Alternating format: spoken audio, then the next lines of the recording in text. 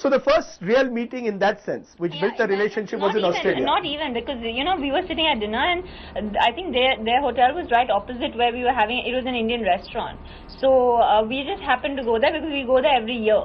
And he entered with a teammate, and obviously he was the only one I knew because I had been introduced to him earlier. So he came and said hi and everything, and then he asked if he could come watch the match the next day. And yeah, and that's the next day we. That's what So, I asked. so he watched you play tennis before you went to watch him play cricket. Yeah, since That's right. no, I watched him play cricket in Mohali like 4 years ago, and they won the match against India.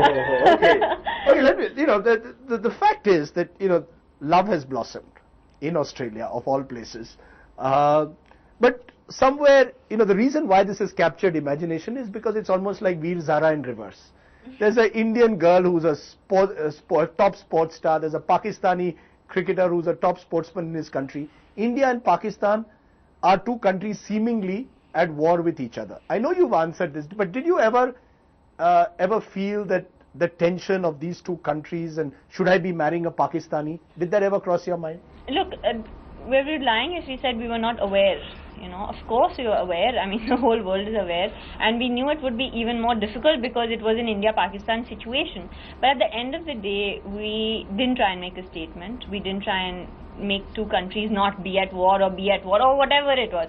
I think we both wanted to be together, and our families wanted us to be together, and our families are united today, and that's all there was to it. No one won a trophy. No one went no one got Sania Mirza, no one got Shoaib Malik to India, no one got Sania Mirza to Pakistan. We remain in our respective countries. The only difference in our life today is that we are married, and that's it. And we are two human beings, and I think in these last 2 weeks, people tend to forget that a little bit, and they kind of took it overboard. Where we've been in the hotel for the last 4 days, and we've not come out of this hotel, and that's scary for a couple who's just gotten married. We should be out there partying. That's right. You should be out there partying. But you're making it sound very easy. But when I was in Pakistan last week, I met a number of couples who are Indians and Pakistanis who've got married. Ordinary Indians and Pakistanis. Their big problem is visas. Does Sania get a visa to go to Sialkot, your hometown? Because in your passport, they don't just write the country, you have to have city-specific visas. Does that ever worry you that, that maybe we, as Indians and Pakistanis, will we meet each other? Will it be possible for each other to go to each other's country, meet our families? Has that ever crossed your mind? As a Pakistani, that I'm marrying an Indian girl? Of course not, and I think your family had no problem at any stage, nothing? They had no problem in any stage, or even straight after Australian tour, when I told them that you should talk to them, and you decided straight after that meeting that you wanted to get married to her after the Australian tour? After that, we met in Dubai also. And my mom met him for the first time because she hadn't met him before. But you had decided by then?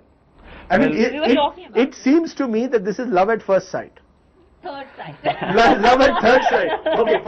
Okay, love at third sight. But what was it? What was it about Shoaib that Sania drew you so much to him? Because, like he had a past, you'd also been engaged, but suddenly you seem to have found someone who was this after your engagement had broken that you met him? Of course. I think, it's not like we met and then suddenly we said, okay, let's get married tomorrow. That's not how it happened.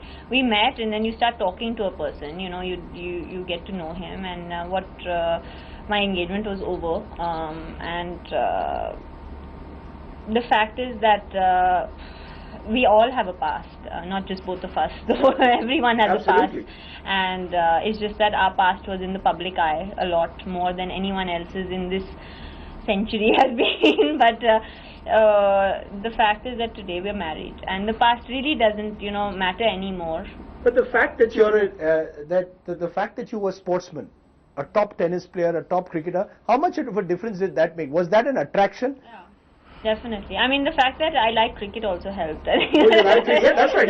You were a brand ambassador of sorts for the Deccan Chargers. I've seen you. No, I wasn't. But I've seen you at IPL games last year. Yeah, I was there a lot, but no, I was not the brand ambassador. But I think it's Sania is the brand ambassador. Okay, not me. okay, but I've seen you at Hyderabad games. No, the thing was that I think as if two people are from the same industry or the same fraternity, so to say, there's some things that don't need to be told. For instance, we both understood that we both have to travel 30 weeks a year and we'll be away from each other a lot. And I think the long distance is a very big factor in a relationship, working and not working. You're going to have very long phone bills, right? You're going to have We've had already. You had We've been having. You've been having very large phone bills, but the fact that he was a sportsman was an attraction. Yeah, I think that's an attraction. I think your regimes, I mean, it's great to work out together, for instance, it's great to, I love cricket, he likes tennis, and we both, when we watch TV,